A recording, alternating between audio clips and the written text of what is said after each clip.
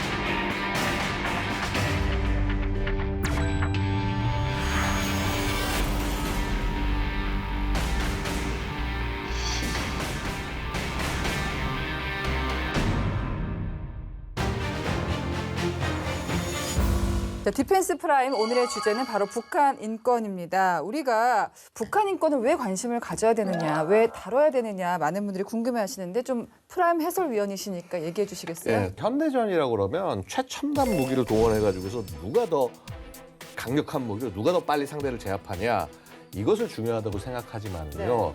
여전히 전쟁에서 중요한 것은 싸움의 명분과 will to fight, 그러니까 항전 의지라고 말씀드릴 수가 있습니다. 사람을 굴복시켜서 결국 사람을 대상으로 해서 전쟁을 수행해야 한다라는 관점에서 요즘 굉장히 중시가 되는 것이 과거 심리전이라고 불렸지만 요즘은 코그니티브 워페어, 그러니까 인지전이라고 얘기하는 인지전. 그러한 전쟁 형태가 중심이 됩니다. 결국 국제사회의 지지를 끌어들일 수 있어야 되고요. 내가 싸우는 이 싸움에 대해서 이것은 정당한 것이다. 목숨을 바칠 가치가 있다. 이러한 그 확신이 있어야 된다는 것이죠. 자, 이 북한 인권 문제는 바로 북한의 불법적인 핵 개발과 함께 북한에게 있어서는 가장 커다란 약점, 아킬레스건이 된다는 것입니다. 북한 인권 문제는 북한의 잘못된 행동을 막기 위해서 국제사회를 전부 단합시키는 굉장히 핵심적인 단초가 될 수 있다. 사실은 핵 개발을 와닿지 않을 수 있지만 되려 인권의 문제이기 때문에 이것을 사람의 문제니까. 맞습니다. 이것을 공감할 국가들이 훨씬 더 많다라는 것이죠. 뿐만 아니라 기본적 인권, 그다음에 인간의 존엄과 가치라고 그러는 그 UN 헌장 서문의 핵심 가치를 대한민국이 실현한다. 이것은 바로 우리 정부가 지금 지향하고 있는 글로벌 중추국가로서 국제사회에 기여하는 굉장히 중요한 일이기도 하다. 즉 우리의 동포를 구하는 일이기도 하고 세계에 기여하는 굉장히 중요한 일이기도 하다라고 말씀드리겠습니다. 그러니까 단순히 불쌍한 사람들, 탄압받는 사람들 도와주는 차원이 아니라 우리가 왜 존재해야 되는가, 국가는 왜 존재해야 되는가 명분에 있어서도 인권이 매우 중요하겠네요. 근데 자유나 인권이 사실 우리는 공기같이 누리고 있는 것들이잖아요. 근데 저는 북한이 진짜 이상하다고 생각하는 게 북한은 항상 이 인권 얘기만 나오면 굉장한 거부 반응을 보여요. 왜 그럴까요? 북한은 유엔의 회원국이면서도 유엔 차원의 인권 문제 제기에 대해서도 이것이 그 미국의 정치적인 음모이다. 그리고 북한의 체제를 무너뜨리기 위한 그 대북 적대시 정책이다. 이렇게 계속 반발해 왔었습니다. 아시는 것처럼 유엔 인권이사회에서 북한 인권 특별보고관을 2004년에 임명을 했고요. 그리고 2013년에는 유엔 인권조사위원회가 구성이 되게 되는데 사실은 북한은 무력 분쟁이 발생하지 않았음에도 불구하고 유엔 인권조사위원회가 구성이 됐었습니다. 그리고 1년여간의 활동, 예를 들어 서울에 와서도 공청회를 했었고 저도 거기에 참여했었는데요. 이렇게 1년 동안의 조사를 거쳐서 북한 내에서 이루어지고 있는 광범위하고 중대한 인권 침해, 그리고 조직적인 인권 침해가 정권 차원에서 이루어지고 있다. 그리고 이러한 것이 인도에 관한 죄에 해당하기 때문에 그 책임자를 국제형사재판소에 회부하도록 권고하였습니다. 북한은 이후에 굉장히 적극적으로 이런 거에 대해서 민감하게 반응을 하면서 또 국제사회 인권 압력에 대해서 대응하고 있습니다. 네. 네. 민감하게 반응해야 되는 게 이런 게 아니라 인권에 반응을 해야 되는데 참 놀랍습니다. 그 오빠. 오빠. 놀라셨죠? 모르겠어요? 잠깐 심쿵했습니다. 네, 예. 대박 먹방 뭐 이런 네, 단어도 네. 있죠. 우리는 굉장히 잘 쓰는 단어고 이 공통점이 영국의 옥스퍼드 영어사전에 실린 우리말이래요. 그만큼 우리가 굉장히 많이 쓰는 단어인데 저 놀랐어요. 북한에서 제가 양국 박사님 보고 오빠 이러면 저는 끌려간다면서요. 이거 무슨 얘기입니까? 네, 북한 주민들이 남한 드라마나 영화를 보게 됐고 또 젊은 층에서 한류의 영향이 확대되고 있습니다. 그래서 네. 이제 오빠라는 단어, 그다음에 뭐 친구, 뭐 이런 단어들이 이렇게 많이 통용이 되고 그럼 있는데 오빠를 오빠라고 안 하면 뭐라고 불러야 되나요? 동무라고 불러야 되나요? 오빠가 아니고 오라버니라고 불러야 되나요? 아, 그런 것까지 예. 잡아내는군요. 예. 네네. 이 남한의 그 문화가 유입이 되면 북한 체제를 무너뜨릴 수 흔들릴 수 있다. 있다. 예, 네. 이런 차원에서 접근을 하고 있고요. 그래서 최근에 이제 반동 사상 문화 배격법, 그리고 청년 교양 보장법, 그다음에 평양 문화보호법 등을 통해서 우리말 사용을 단속을 하고 있고 처벌을 네. 하고 있습니다. 조선민주주의인민공화국 반동사상문화 배격법, 과학기술 성과 도입법, 리모법, 이동통신법을 채택함에 대한 전원 찬성으로 채택됐습니다. 평양 문화보호법에는 뭐 괴뢰말투 사용죄, 그리고 괴뢰말투 유포죄, 그래서 우리말을 사용하거나 예. 유포하면 처벌을 하도록 그렇게 명시하고 있습니다. 저희 같은 말을 하면 이제 북한에 가면 모두가 죄인이다. 예. 예, 괴뢰라는 단어도 있어요. 저는 괴뢰라는 단어를 뭐 뉴스를 하니까 많이 듣긴 듣는데 이게 네. 무슨 뜻인가요? 사실은 뭐 북한이 정부 성명에도 뭐 공식적으로 많이 쓰고 있고 괴뢰. 아시다시피 이게 그냥 꼭두각시라는 뜻입니다. 한자를 풀어보면 네, 그렇죠. 그래서 이거 근데 국가를 괴뢰라고 부르는 건 뭐냐면, 야 너희는 겉으로만 자주 국가고 실제로는 어떤 특정한 국가, 힘센 국가의 꼭두각시처럼 조종되는 미국 같은 네, 맞습니다. 곳에. 그래서 이제 사실은 우리도 북한을 괴뢰 정권이라고 불렀던 적이 있습니다. 이게 무슨 의미인고 하니 소련의 과거 이제 냉전 시절에 소련의 꼭두각시처럼 움직이는 정권이다라는 네. 뜻에서 이제 괴뢰 정권이라고 불렀는데 북한은 이거를 거의 상시적으로 사용하고 있다. 예. 자, 괴뢰의 말투. 저희가 지금 쓰는 말투입니다. 이런 말투를 북한에 썼어요. 네. 그럼 주민들을 이제 처벌을 하겠다는 거잖아요. 말을 한번 잘못했다고 해서 북한 당국이 주민을 처벌하는 수위도 매우 높다고요. 북한에서 이제 휴대폰을 많이 쓰고 있는데요. 예. 이제 이런 걸로 그 문자를 주고받거나 하는 경우, 또 인쇄물, 녹화물, 편집물, 그림, 사진 이런 것들을 만드는 경우에는 6년 이상의 노동 교화형에 처한다고 그렇게 돼 있고요.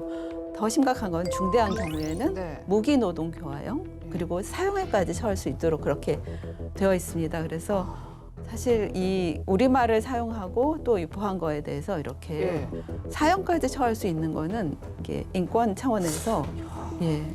중대한 문제라고 볼 수가 있겠습니다. 왕조 국가도 이렇게는 안 했던 것 같은데요. 근데 이제 과거 사례를 보면 이제 아직 뉴스 보도이긴 합니다만 제가 이제 2022년 10월 정도 보니까 해산시에서 10대 그 청소년 3명 정도가 이런 남한 드라마 이런 것들을 유통했다라는 이유로 공개 처형됐다라고 하는 그런 정보도 있었습니다. 그래서 최근에도 뭐 한두 건 정도 공개 처형이 됐다라고 하는 그런 정보들이 전해지고 있고요. 야, 10대면 정말 파릇파릇한 친구들인데. 근데 대부분은 노동교화형에서 뭐 끝난다라고 알려지고 있습니다. 네. 예. 노동교화형. 노동교화형은 저도 얘기를 많이 듣는데 이게 뭐 그냥 일을 많이 시키는 건가? 어떤 그러니까 처벌이 범죄자를 교화소에 데리고 가서 거기서 노동을 시키는 것 우리로 치면 징역형이에요. 네. 예. 그래서 뭐 범죄자에 대한 징역형 어느 나라고 있을 수 있는 겁니다. 정말 잘못했으면 당연히 죄값을 치러야 되는데 그 잘못했다라는 것이 말투를 사용했다. 그래서 이 사람의 신체를 구속하고 예를 들어서 노역까지 시킨다. 이거는 상상하기 되게 어려운 것이죠. 그러니까 결국 이게 인권 문제가 될 수밖에 없다는 겁니다. 그러니까 예를 들어서 올해 4월에 북한 삼지연에서 무슨 체육대회 같은 것들을 하면서 이제 대표 체육 선수들이 모였는데 그 자리에서 이제 소위 오락회 모여가지고 이제 뭐 이렇게 떠들고 노는 자리에서 남조선 말투를 썼다. 그래가지고 해서 20명 전원이 노동교화형에 처해지고 그다음에 그 중에서 이제 또 부모들이 또 당 간부들이 많은데 전부 이제 당에서 해임 철직. 아 진짜요? 예, 가족들은 산간 오지로 추방. 자, 이런 식의 일들이 벌어졌다는 거죠. 이거는 인권으로서는 도저히 생각할 수가 없는 일이라고 말씀드릴 수 그러니까 당 있습니다. 간부 자녀들이 많은데 이 정도면 일반 그 인민들이라고 했는데 그 사람들 어떻겠습니까? 정말 너무 지금 처벌이 세다는 생각이 들거든요. 예. 탈북민들 증언 좀 많이 들어보시잖아요. 네네. 뭐라고 하나요? 그 북한 길거리에서 북한의 휴대폰을 가지고 있어도 이거를 단속받을 수 있어서 길거리에서 보안원들을 만나면 이렇게 눈을 마주치지 않으려고 한다. 예.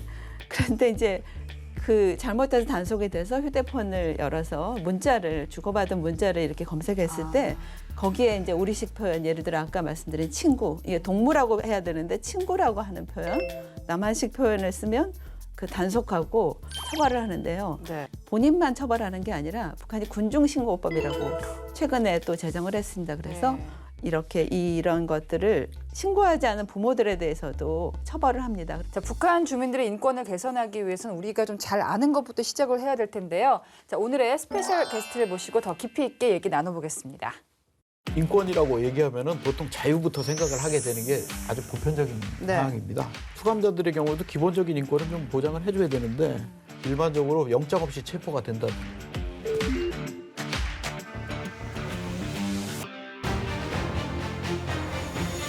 자, 통일부 인권인도실 실장님이세요. 여기가 어떤 부서인가요? 통일부가 대북 정책하고 네. 통일 정책을 합니다. 근데 이제 통일 정책 측면에서는 인권 부분하고 네. 그 대북 정책 차원에서 인권인도실에서는 이산가족 문제, 네. 그다음에 대북 인도적 지원 업무, 탈북민의 정착 및 안전 관련한 업무를 합니다. 이런 걸 좀 하고 있습니다. 저희는 나름대로 굉장히 열심히 하고 있습니다. 아, 자, 최고 적임자세요. 북한 인권 실태를 제대로 알리기 위해서. 자, 오늘의 본격적인 토크를 시작하도록 하겠습니다. 키워드 토크가 준비되어 있는데요. 먼저 첫 번째 키워드 보시겠습니다.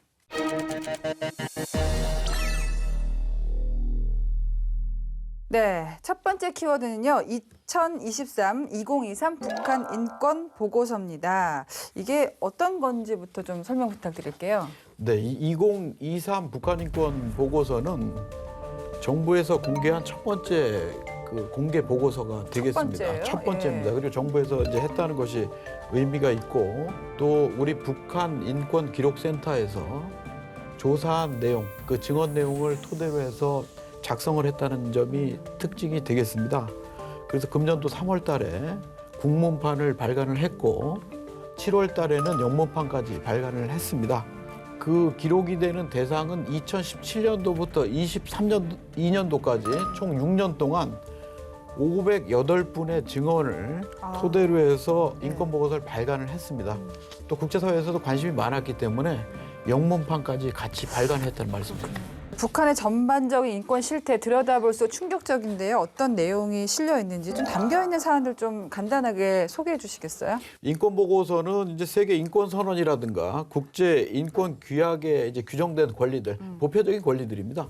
그런 걸 전반적으로 좀 담아서 보통 이제 잘 아시다시피 자유권의 경우에는 공개 처형하고 뭐 고문이라든가 가혹행위 이런 부분을 좀 저희가 내용에 담아 있고 또 외부 정보의 단속 문제, 그다음에 신앙이나 사상의 자유 문제, 그다음에 표현의 자유가 어떻게 억압받고 있는지 이런 부분들을 담았고 또 한편으로는 집회나 강제동원 같은 이런 문제들이 좀 심각합니다. 그리고 네. 참정권 생각해 보면은 강제 투표에 가깝게 지금 운영이 되고 있어서 실질적으로 참정권이 없다는 점도 밝히고 있습니다. 예. 또 사회적인 권리들이 있습니다. 이제 그거는 식량 문제나 이런 경우에 계층이나 지역별로 굉장히 차별성 있게 네. 그렇게 해서 배급이 되고 있다는 점. 근데 의료 같은 경우에도 무상 의료라고 이제 아주 공식적으로 표명을 하고 있는데 실질적으로는 자기가 다 또 부담을 해야 되는 이제 그런 문제가 있습니다. 그리고 좀 특별한 사안으로 담은 것들은 정치범 수용소 문제. 그게 조금 우리로서 봐도 굉장히 같은 민족으로서 가슴 아픈 일이기도 하고요. 또 우리 분단의 역사상으로 좀 슬픈 일이긴 한데 국군 포로의 문제.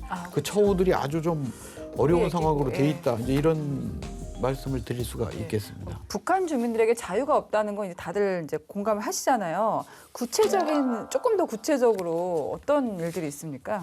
우선 뭐 인권이라고 얘기하면은 보통 자유부터 생각을 하게 되는 게 아주 보편적인 네. 상황입니다. 근데 이제 북한 보통 이제 형벌을 갖다 가하는 사법 당국이 가장 중요할 것 같은데 일반적으로 영장 없이 체포가 된다든가. 영장 없이요?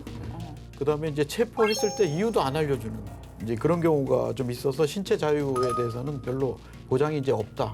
근데 그 부분은 제가 한 가지 말씀드리고 싶은 게 영국의 인신 보호율이라고 그게 1679년도에 찰스 2세 국왕이 있을 때 이제 체포라든가 이런 거 함부로 하지 못하도록 이제 법률을 만들었는데 그게 지금 340년 전 와, 일입니다. 그런데 이제 우리가 지금 이 좀 마음이 아픈 부분이 있고 공개 처형 문제나 이런 것들이 증언이 계속 이루어지고 있는데 그걸 본 사람이 평생 동안 잊을 수가 트라우마가 있겠습니까? 엄청 날 것 같아요. 맞습니다. 예. 네.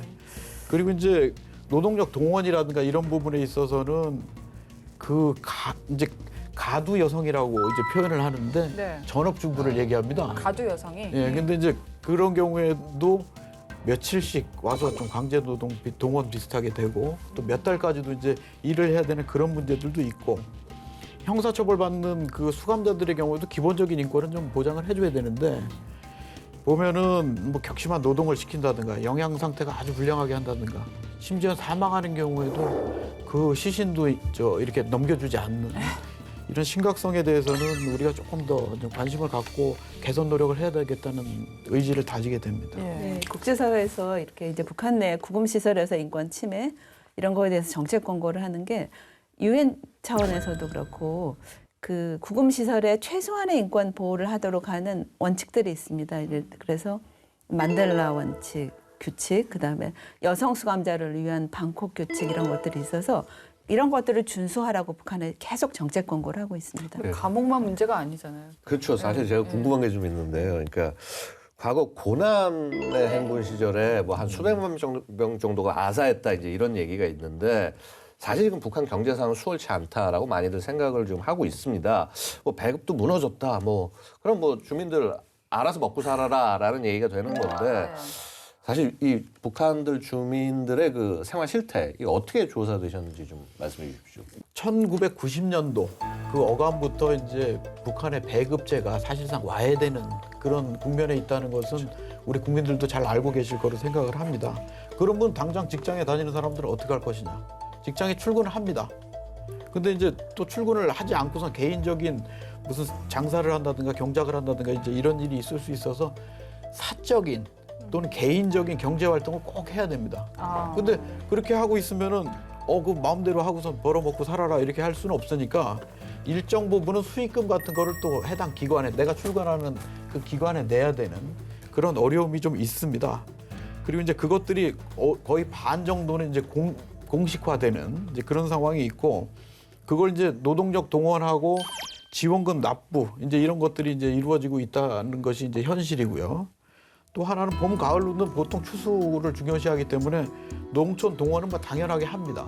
근데 거기에다 추가로 해서 뭐 도시 정비하면은 뭐 청년 동맹이라든가 여맹, 뭐 직맹 이런 아주 조직화된 조직들이 있는데 그 사람들을 활용을 해서 여기도 와라, 저기도 와라 이제 이런 것들이 굉장히 좀 많은 케이스로 다 보고되고 있고 그거를 못 가면은 또 비용을 좀 내든지 이제 이런 문제들이 좀 있어서 좀 어려움이 있었고 최근 연간에 또 코로나19 이 상황이 좀 하나 더 생각을 할 부분인데 국경 봉쇄, 뭐 이동 제한 이런 것들이 있으니까 가뜩이나 궁핍 내지는 그 어려움이 있는 상황에서 가중되고 있다.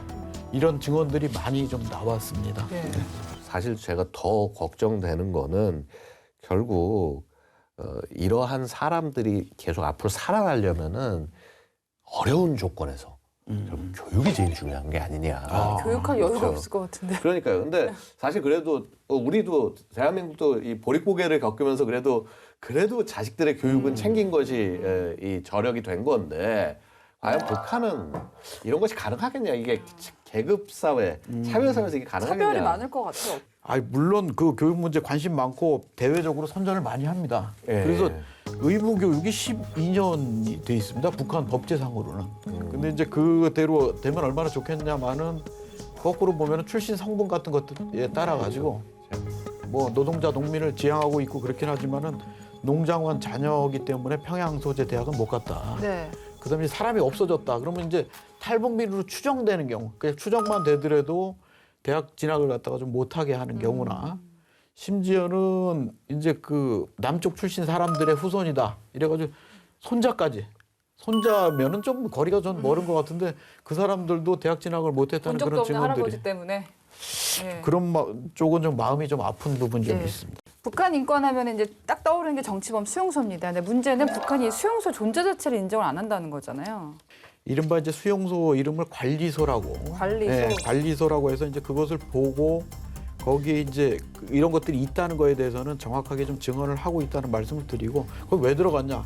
성분 문제가 좀 있고 왜 최고 통치자를 갖다가 뭐 말하자면 권위를 갖다 훼손하느냐 이런 부분 간첩을 했던 거 아니냐? 뭐 종교를 믿는 거 아니냐? 조금 이런 부분들에 있어가지고 이제 그쪽에 수용이 되고 가족까지 네. 제가 말씀드리는 핵심은 네. 가족 부분까지도 그렇게 잔인하다는 연결해서 하는 거는 말씀이시죠. 이거는 좀 납득하기가 좀 어려운 부분이고 이제 노역이라든가 이런 부분들은 지금 상상하시는 거와 유사한 그런 쪽으로 지금 생각을 하시면 될 것 같습니다. 네. 사실 대한민국 국민 입장에서는 이산가족 이분들과 관련된 인권 침해가 어떤가 사실 굉장히 심각할 거다라고 생각을 하고 있는데 이 박사님 조사하신 결과를 좀 알려주셨으면 감사하겠습니다. 체제에 위협이 되는 그 어떤 집단에 대해서, 개인에 대해서, 가족에 대해서 이렇게 출신 성분으로 이렇게 구분해서 차별을 하고 이런 것들이 구조화되어 있는 상황이고요. 그렇기 때문에 이제 남쪽으로 월남한 가족들이 있는 상황에 대해서는 북한이 이제 여러 가지의 그 인권 침해를 하고 있고요. 사실은 이제 우리가 오랜 기간 동안에 이렇게 당국 간의 협의를 통해서 이산가족 상봉도 하고 했지만 사실은 굉장히 소규모였고 또 유엔에서 이제 2015년에 인권 그 서울에 인권 사무소를 설치를 하고 나서 처음 발간한 보고서가 이산가족 문제를 인권적인 차원에서 조명한 보고서입니다. 네. 그래서 분단의 고통, 인권으로 접근한 한반도의 비자발적 가족 분리 이런 네. 식으로 해서 했는데요. 사실은 우리가 인도주의 사안으로만 접근했는데 사실은 심각한 인권 침해의 문제죠. 가족의 생사도 알지 못하고 여러 가지 그 네. 통신 수단이 발달했는데도 불구하고 가족하고 연락을 주고받을 수 없는 그러니까 그런 어떻게 상황. 보면 국가가 뭐 납치 범죄를 저지른다는 생각도 저는 들어요. 지금 2023 북한 인권 보고서가 나왔잖아요. 어떻게 문의가 좀 많이 들어오시나요?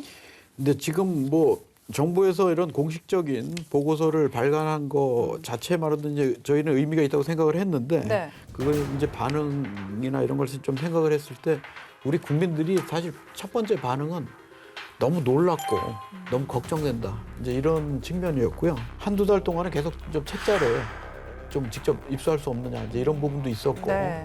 국제기구나 이런 데서는 좀 저희한테 영문본을 좀 만들어 달라 이제 이런 요구들도 있어서 저희가 이제 그걸 발행을 했고 우리 지금 외교단 그러니까 국내에 있는 외교관들이 해외에서 와 있는 분들 있지 않습니까? 이런 네. 분들한테도 설명도 드리고 외신한테도 설명을 드리고 했는데 굉장히 좀 관심이 많았습니다. 한 가지 더 이제 책을 자꾸 뭐 저 많이 찍어서 이제 저희가 배포하는 것도 있지만 요즘 시대적으로 봐서는 저희 홈페이지나 다운로드 받아요. 예, 그럼 다운로드를 받아가지고 네. 아주 쉽게 접근할 수 있으시다는 점은 저희가 안내를 오늘 드리겠습니다. 알겠습니다. 자, 북한 인권. 자, 두 번째 키워드 토크 가겠습니다.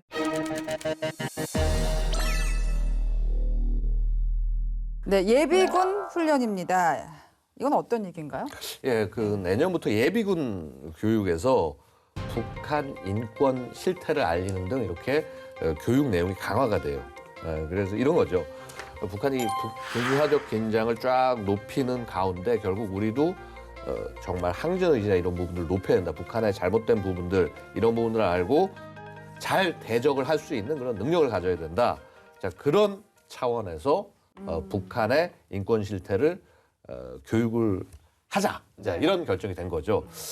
아무래도 우리 저 통일부에서 좀 잘 좀 도와주셔야 될 것 같은데 긴밀한 협조가 잘 이루어지고 있겠죠? 아, 물론입니다. 근데 국방부에서 아주 정확하게 정부 정책 방향에 맞게 그리고 우리 지금 아까도 말씀하셨습니다만 정신 전력이 굉장히 중요하기 때문에 그럼요. 예. 그 부분에 있어서 우리가 통일부도 당연하게 국방부하고 우리 인권 보고서를 포함해서 네. 좀 뭐 교육이라면 교육일 수 있고 또 인식을 갖다가 좀 높일 수 있는 그 방법에 대해서는 아주 최선을 다해서 협조하겠습니다. 그런 것도 있고 저는 이렇게 소프트 파워라는 게 안보에서도 중요하다고 생각하는 게 뭐 관련된 영화를 좀 많이 보게 한다든지 전시회를 좀 연다든지 이런 것도 중요하잖아요. 그런 것도 하고 계시죠? 조금 시간이 지나긴 했습니다만 네. 그 차인표 배우가 출연했던 영화 중에서 이제 크로싱 탈북민의 이제 그런 인권금 상황을 갖다가 증언했던 그런 영화가 있었는데 아직까지는 이제 대중적으로 아주 대중화된 영화가 많지는 않습니다. 그런데 금년도 6월달에 그 영화제를 이제 개최를 했습니다. 그런데 단편 영화까지 해서 한번 보면은 250편 정도가 출품이 돼서 사실 우리도 왜 나치 이런 거를 영화를 네네. 통해서 많이 알잖아요. 예. 외국 사람들 같은 경우도 그쵸. 영화가 매우 중요하다니까요. 네. 그래서 그런 부분을 저희도 조금 더 확대를 해나가서 요즘 좀 영상 매체나 이런 거 좀 친근하게 보시기 때문에 네. 그런 쪽에 계속 좀 관심을 좀 불러일으키려고 하고 있고 저희가 올해 좀 새롭게 좀 시도하고 있는 부분은요. 젊은 세대에서 좀 인권의 현실 같은 거, 현장 같은 거 체험하기 위해서 인권을 연결한 또 인권 오페라 같은 것도 좀 저희가 민간단체하고 협력을 해서 네. 그런 것들을 개발해서 제목은 윤동주와 시간 거미줄이라 이제 이렇게 지금 돼 있는데 정말 멋있는데요. 예, 그러니까 뭐 우리 저 일제 시대 때의 그런 경험, 그다음에 북한의 이런 것들을 같이 이렇게 아우르는 그런 주제로다가 아주 잘 구성이 돼 있는 걸 제가 본 적이 있습니다. 그리고 인권 영화제라든가 이런 것들은 지금 굉장히 관심도 많고 계속적으로 그런 이벤트가 지속될 것을 제가 말씀을 드리겠습니다. 네, 북한 주민들 인권을 개선하기 위한 노력 아주 필수적인데 일단 우리 정부, 현 정부의 지금 입장은 어떻습니까? 최우선 과제다 이렇게 이제 말씀을 드릴 수가 있겠습니다. 뭐 인류 보편적 가치인 인권에 대해서는 더 이상 강조할 뭐 필요가 당연히 없다고 생각을 하겠습니다만은 이제 몇 가지 포인트로 다 말씀을 드리면은 우리가 잘 알아야 됩니다. 그래서 이제 북한 인권 그리고 북한 내부의 실상을 갖다 잘 알릴 수 있도록 저희가 여러 가지 지금 방금 뭐 영화라든가 이런 측면까지도 고려를 해서 이제 하는 부분이 하나 있고 네. 또 인권 문제가 우리 국내에서만 진행이 돼 가지고는 한계성이 있습니다.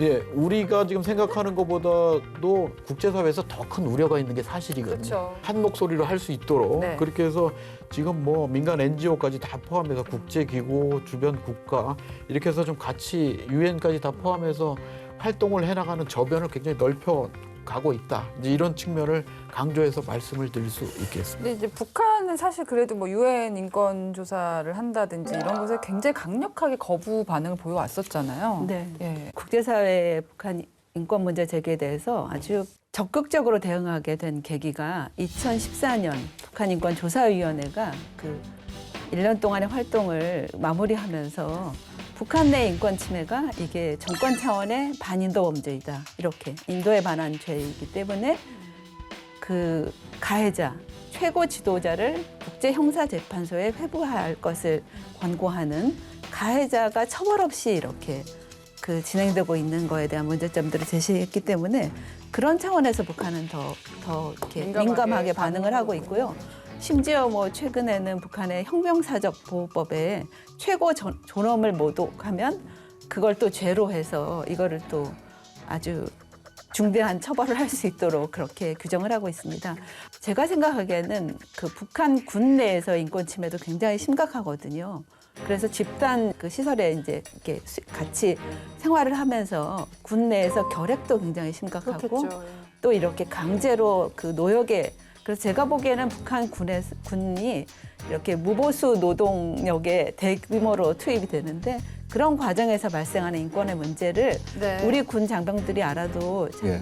그 좋겠다는 생각이 들고 네. 알려주시면 좋을 것 매우 공감이 네, 갑니다. 네, 네. 네. 양국 박사님 2023년에 한미일 정상회담 캠프 데이비드 공동성명이 예, 예. 나왔잖아요. 이게 굉장히 주목을 받았거든요. 예. 예. 그렇죠. 뭐 사실 이제 캠프 데이비드 공동성명에서 보면은 내용 중에 한 축이 북한 내 인권 증진을 위해서 협력할 것이라고 해서 명백하게 이 한미일 3국이 이 북한 인권이야말로 이 대북 정책의 중요한 한 축이다. 이 인식을 공유를 한 겁니다. 네. 뭐 가치를 공유하는 국가들 연대도 중요하지만은 자, 인권이라는 정말 가장 보편적인 가치를 내세울 수 있으니만큼 이 부분이야말로 국제사회 공조가 제일 가능한 부분이 아닌가. 그래서 이 어찌 보면 이제 우리 북한 인권 문제 컨트롤 타워를 지금 끌고 가고 계신데 어떤 방향을 잡고 계신가요? 지금 캠프 데이비드 성명 자체는 굉장히 진짜 의미가 큰 처음으로 이렇게 인권 문제나 납북자 문제 이런 것들이 제기된 중요한 계기였습니다. 그리고 앞으로 정책 방향을 이끄는 데 있어서의 하나의 새로운 이정표다 이제 이런 생각을 하고 있고요. 인권 문제에 대해서는 지금 국제적인 이제 그 노력을 지금 말씀하시다시피 그런 부분에 있어서는 최대한 좀 노력을 해나갈 것은 분명히 저희가 방향을 잡고 있습니다. 네. 그리고 이제 그 대상으로서 이제 저희가 유엔 총회, 인권 이사회, 그다음에 유엔 북한 인권 특별 보고관, 그리고 북한 인권 서울 사무소 뭐 이런 분들이 같이 활동을 하고 계시고요. 민간 단체들은 뭐 휴먼 라이트 워치라든가 국제 엠네스티 이런 분들하고도 계속 저희가 연결을 해서 좀 진행을 하고 있습니다. 인권 문제가 한순간에 해결이 딱 되는 것은 아니다. 아니죠. 그런 어려움이 있어서 네. 한 가지 사례에 문제되는 사례에 대해서도 우리가 딱 아주 집중해서 국제사회와 같이 고민하고 우리 국내적으로도 같이 마음을 모으고 또 한 줄의 선언문이라도 유엔 같은 데서도 더 하나라도 더 반영해서 꾸준히 움직일 수 있는 좀 의지를 지속적으로 표명해 나갈 것이 우리 정부의 입장이다 이렇게 보시면 될 것 같습니다. 네. 자, 정부 차원에서 인권 보고서, 북한 인권 보고서도 처음 나왔는데 또 의미 있는 작업이 또 하나 있습니다. 국립 북한 인권센터 건립. 이게 참 역점 사업일 것 같은데 어떻게 추진되고 있습니까? 이게 지금 이제 국립 북한 인권센터 그러면 잘 이해 잘 안 되시는 시청자분들도 계실 것 같은데. 북한 인권센터는 원래 있는 네, 거죠? 네. 예. 북한 인권 기록센터가 있어요. 기록센터가 조금 달라서 제가 설명을 드리면은 외국의 경우에는 홀로코스트 뮤지엄. 그러면 그렇죠, 이제 알죠. 뮤지엄이라고 하면은 박물관, 전시관 네. 이렇게 해서 이해가 가실 텐데 저희가 이제 이름을 어떻게 해서 정할지에 대해서는 조금 고심을 아직, 했습니다만 예. 북한 인권센터라고 가칭을 이름을 이렇게 해놨고요. 뮤지엄이 조금 더 와닿긴 하는 네, 것 그렇습니다. 같아요. 네, 저희도 그건 잘 알고는 있는데 네. 조금 더 고민을 해보도록 하고요. 그래서 이제 북한 인권 실상을 잘 알리고 그다음에 이제 이거에 대해서 국민적 공감대를 어떻게 확산할 것이냐 하는데 그 장소 내지는 피부에 와닿는 체험, 전시, 그다음에 컨텐츠 같은 걸 어디서 만드는지 이런 기관이 필요하다고 저희가 생각을 했고 네. 서울 시내에 이런 센터를 갖다 구성을 하려고 하고 있습니다. 그래서 많이 노력 더 하겠습니다. 네. 북한 인권을 오랫동안 연구를 해오셨으니까 이런 게 하나씩 가시적인 게 보이면은 정말 약간 좀 연구자 입장에서도 뿌듯할 것 같아요. 그 북한 인권 문제에 대해서 굉장히 적극적으로 정책 의지를 갖고 또 북한 인권 그 센터를 건립하신다고 하는데 사실은 전문가 입장에서도 이렇게 우리 정부가 이렇게 적극적으로 참여하는 거에 대해서 굉장히 좀 반갑기도 하고 놀랍기도 한 그런 상황입니다. 네. 앞으로도 많이 노력해 주셔야겠어요. 아까 맨 처음에 말씀드렸습니다만 열심히 하겠습니다. 네. 강종석 통일부 인권 인도실장이었습니다. 고맙습니다. 감사합니다. 네. 네. 자, 이번에는 디펜스 프라임이 주목한 그날 D-Days 함께 보시죠.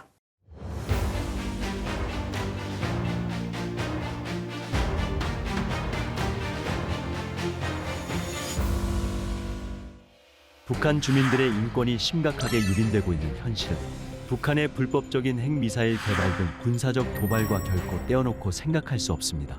먹고 사는 문제조차 보장받지 못한 북한 주민들의 이탈이 계속되는 중에도 도발을 이어가고 있는 북한.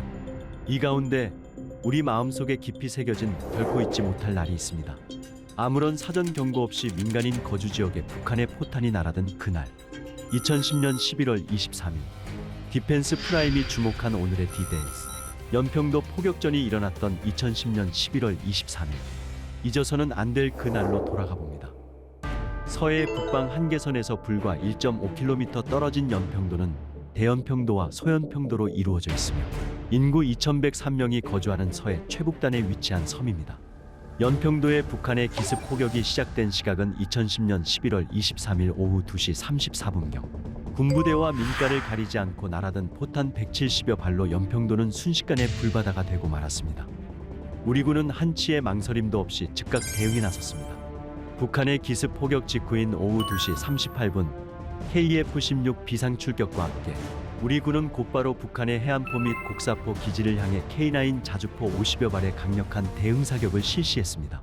이후 국지도발 최고의 대비태세인 전군 경계태세 진돗개 하나를 발령한 우리 군은 결사항전의 의지를 굽히지 않았습니다. 오후 3시 11분 연이은 북한군의 2차 사격이 개시되자 우리 군은 K9 자주포 30발을 통해 2차 대응 사격을 재개했습니다.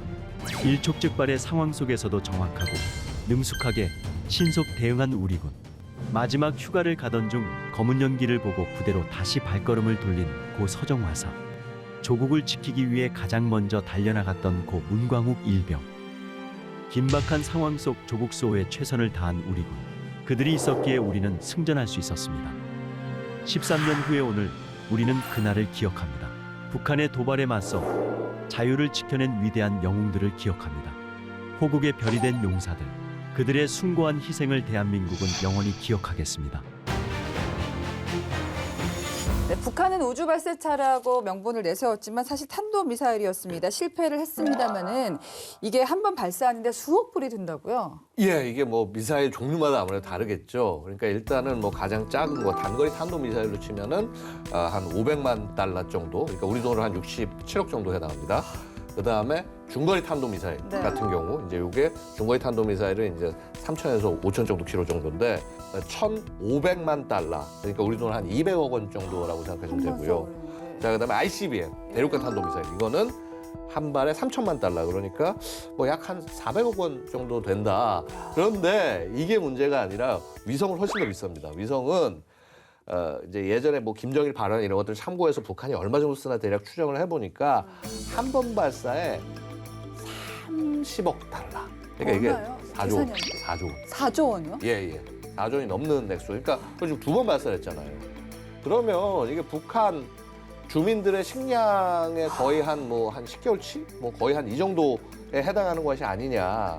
결국은 이게 이런 미사일 발사로 소모를 하고 나니까 돌아갈 북한 수, 주민들은 돌려줄 게 없는 그렇죠. 거죠. 네. 굶주릴 수밖에 없는 거 화가 아니겠습니까? 나는데요? 어떻습니까, 박사님? 네, 박사님 지적해 주신 것처럼 북한이 이제 미사일 발사에 매년 그 부족한 식량 부족분을 구입하고도 남는 돈을 그렇게 지출하고 있는데요. 통일부에서 이 문제를 지적한 바 있고 또 이제 특히 유엔에서 유엔 인권이사회 그리고 총회에서 북한 당국이 주민들의 이렇게 그 생존에 필요한 식량을 구입하는데 재원을 투입하지 않고 네. 이렇게 대량 살상 무기를 개발하는데 이렇게 투입하고 있어서 북한 주민들의 상황이 너무나 심각하다 하는 부분을 지적했고요. 특히 안보리에서 이런 논의를 이렇게 구체화해서 했었습니다. 그래서 북한 당국이 북한 주민들의 식량 구입이나 뭐 의료 이런 거에 재원을 투입해라 이런 식의 정책 공고를 했었습니다. 예, 북한 주민들 이렇게까지 꼭 희생을 시켜야 되는 겁니까? 왜 이러는 걸까요? 정상적 국가라면 국민들 잘 먹고 잘 살고 행복한 나라 만드는 거지만 기본적으로 북한은 1인 독재 국가. 결국 김정은만 잘 먹고 잘 사는 나라를 만드는 게 목적이다. 그러다 보니 결국 국가와 김정은이 동일시되는 체제에서 이 체제를 지킬 수 있는 가장 핵심 안전 보장의 수단은 네. 결국 핵과 미사일이다. 이렇게 믿고 있기 때문에 국민들보다 핵과 미사일이 먼저가 되는 것이죠. 그건 정권의 입장이고 저는 궁금해요. 주민들도 네네. 지금 미사일 개발로 핵 개발로 우리가 지금 희생당하고 있다는 사실 알고 있을까요? 아니면 정말 모르는 걸까요? 북한은 극도로 폐쇄된 사회이고 또 네. 이제 그 당국이 철저하게 정보를 통제하고 있기 때문에 사실 북한 주민들이 그 탈북하기 이전에는 외부 사회를 본 경험이 없기 때문에 이런 자신들이 어떤 권리를 가지고 있는지 또 권리가 어떻게 침해당하고 있는지를 제대로 알 수가 없는 상황입니다. 그래서 제가 이제 탈북 및 면접하는 과정에서 실제로 본인들이 북한에 있을 때는 미국이 이렇게 체제를 무너뜨리려고 적대시 정책을 하고 있기 때문에 핵을 개발하는 것이 당연한 것이고, 방법이다. 네네. 그래서 경제적으로 어렵더라도 이거를 그냥 감내를 해야 된다 이렇게 생각을 했다고 합니다. 그래서 가장 심각한 문제는 북한 주민들이 본인들의 권리, 본인들의 인권을 알지 못한다는 그런 네. 점이라고 생각을 합니다. 결국은 이제 주민들 스스로가 판단을 해야 되는 건데 한류 문화가 어쨌든 퍼지잖아 이런 와중에도 그러면 가능할 수도 있지 않을까 희망인가요? 글쎄요, 뭐 기본적으로는 이렇습니다. 그러니까 뭐 현대 전쟁에 제가 아까 말씀드리면서 뭐 무기나 이런 거보다 인지가 중요하다고 말씀드렸지 않습니까? 근데 이 인지를 어떻게 퍼뜨리냐 하면은요, 바로 사실은 우리가 되게 흔한 어떻게 보면 뭐 대북 방송이라고 우리가 얘기하는 그런 것들, 그 다음에 뭐 영상 혹은 노래. 여러 가지 문화적인 것들이 분명히 영향을 미친다.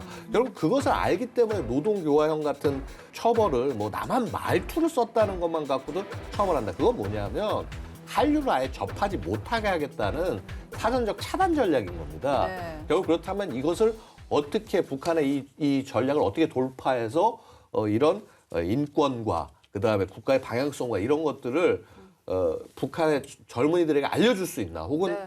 뭐 이 성인 세대들 알려줄 수 있나 이런 것들이 우리에게 주어진 굉장히 중요한 과제가 아니겠냐. 우리가 할 수 있는 것 중에 하나가 대북 전단 날리는 거였는데 못하게 했었잖아요. 네. 근데 최근에 헌재에서 대북 전단 금지법 위헌 결정을 내렸습니다. 이것도 좀 중요하다고 생각이 드는데요. 헌법재판소가 23년 9월 26일에 그 정확히 말하면 남북관계 발전에 관한 법률 제 24조 1항 3호에 명시된 것들이 위헌이라고 이렇게 결정을 했습니다. 대북 전단 금지 조항으로 인해서 표현의 자유가 지나치게 제한되고 있다. 그런 결론을 내린 건데요. 사실 이제 대북 전단 금지의 명분이었던 게 접경 지역 주민의 생명, 또 신체 안전 보장 이런 것들이었는데 이게 전단 살포를 일률적으로 금지하지 않더라도 경찰관이 경우에 따라서 경고 제재하거나 아니면 사전 신고, 금지 통고 제도를 통해서 이걸 보완할 수 있는데 이렇게 과도하게 표현의 자유를 네. 제한했다는 것인데요. 이런 문제점들이 사실은 우리 사회 내에 그 인권 문제로 제기가 돼서 네. 미국 의회에서 그 렌토스 인권위원회에서 청문회를 열기도 했고 그리고 또 유엔 인권이사회에서 특별보고관이 네. 이 문제를 제기하기도 했었습니다. 저희가 이제 디펜스 프라임에서 오늘 북한 인권을 주제로 열심히 달려봤는데 이제 마지막 질문입니다. 북한 인권 상황 뭐 개선은 해야 되잖아요. 그래도 우리가 좀 어떤 부분에 관심을 기울였으면 좋겠습니까? 북한에 있는 주민들에게도 인권이 주어져야 된다라고 하는 인식부터 우리가 제일 먼저 하는 것이 중요하다. 그러니까 통상 많이 있습니다. 이제 북한의 어떤 행동들 보면은 굉장히 미사일을 발사하고 도발하고 그다음에 심지어 우리 장병을 공격해가지고 해서 사망에 이르고 이런 것들을 분노를 하는데 그 분노만큼이나 북한의 정권과 주민을 분리해서 보면서 주민에게 어떻게 하면 인권을 가져다 줄 수 있을 것이냐. 네. 이 사람들을 사람답게 살 수 있게 해줄 것이냐. 그리고 만약에 이러한 그 북한의 행동들을 막아내지 못한다면 자칫 잘못하면 우리도 그러한 인권을 잊을 수 있다. 이런 부분들을 우리가 잊지 않고 준비를 해야 될 것이다. 그래서 북한 관련해서 굉장히 중요한 것은요. 저는 그렇게 생각합니다. 다른 게 아니라 북한 정권에 지금 억압돼 있는 대한민국의 국민. 그래서 뭐 이산가족 문제들 뿐만 아니라 예를 들어서 납북자, 억류자, 그다음에 뭐 지금 거의 몇 분 안 남아 계시겠지만 국군 포로들. 예. 자, 이런 분들에 대한 문제들 이것들 우리 정부가 꼭 다뤄줘야 될 것이고요. 또 북한의 화합도 필요하지 않을까 이렇게 생각이 드는데요. 예, 그렇습니다. 예. 말씀해 주신 것처럼 지금 미송환 국군 포로 문제, 그다음에 납북자, 억류자 문제에 대해서 우리 정부가 굉장히 적극적으로 그 관여를 하고 있고 또 통일부의 납북자 대책반을 이렇게 팀을 이렇게 신설하기도 했었습니다. 사실은 우리 국민 지금 6명이 북한에 억류돼 있는데 이분들이 한국계 미국인, 한국계 캐나다인들은 억류되었다가도 이렇게 풀려나기도 했고 네. 그런데 지금 우리 6명의 그 억류자에 대해서는 영사 접견도 되지 않은 그런 상황이기 때문에 네. 조금 더 적극적으로 이런 문제를 풀기 위해서 정부가 국제사회에 연대하고 네. 하려고 그렇게 노력을 하고 있는 것을 알고 있습니다. 이 부분도 잘 모르시는 분들이 많으니까 저희가 더 많이 공부를 해야겠습니다. 네. 네, 오늘은 북한 인권 문제를 좀 자세하게 짚어봤습니다. 자유, 인권, 이런 보편적 가치와 규범을 중시하는 대외 전략 기조는 기본이고요. 정부는 북한 주민의 인권을 개선하기 위해서 강력한 정책적인 의지를 구현해 나가고 있습니다. 또 북한 인권 개선에 필요한 국제사회 공감대도 확대해 나가고 있는데요. 자, 이에 발맞춰서 우리 군의 정신 전력도 강화해야겠죠. 북한 인권 실태를 바로 알기를 통해서 한층 더 강화될 것입니다. 디펜스 프라임 오늘은 여기까지입니다. 저희는 다음 주 목요일 저녁 10시에 다시 찾아뵙겠습니다. 고맙습니다.